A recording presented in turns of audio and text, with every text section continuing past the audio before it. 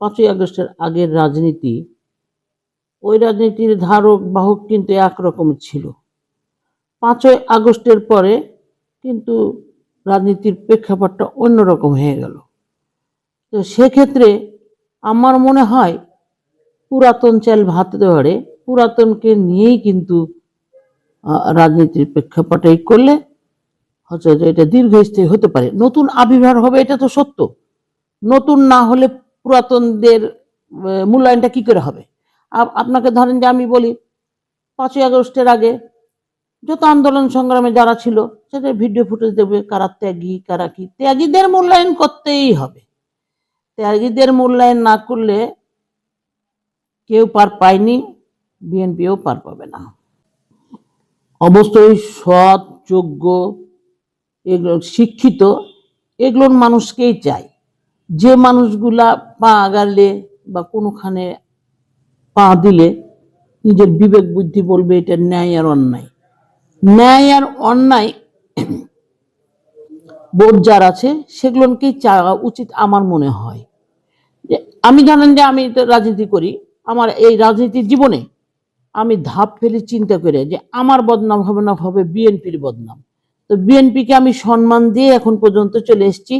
তো অবশ্যই clean image হতে হবে, সৎ হতে হবে এবং শিক্ষিত হতে হবে।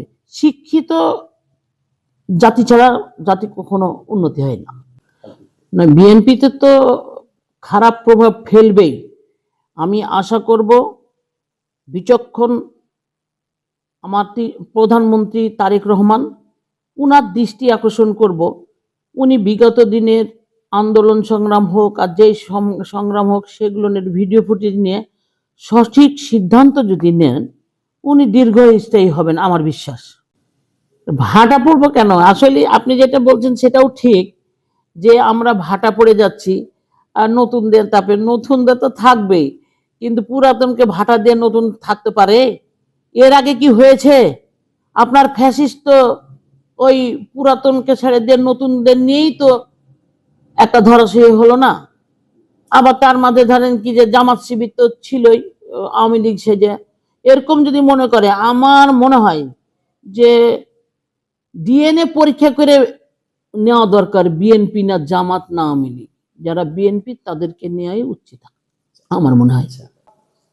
এখানে ধরেন এখন তো ধরেন সংসদ নির্বাচন হয়েছে, সংসদ সদস্যরা আছে, সংসদ সদস্যরা তো বিচক্ষণ, আমার থেকে ওরা বিচক্ষণ। কিন্তু তো আমার মনে হয় যে সংসদ সদস্যরাই ডিসাইড করবে যে আসলে কারা ছিল আর কারা ছিল না।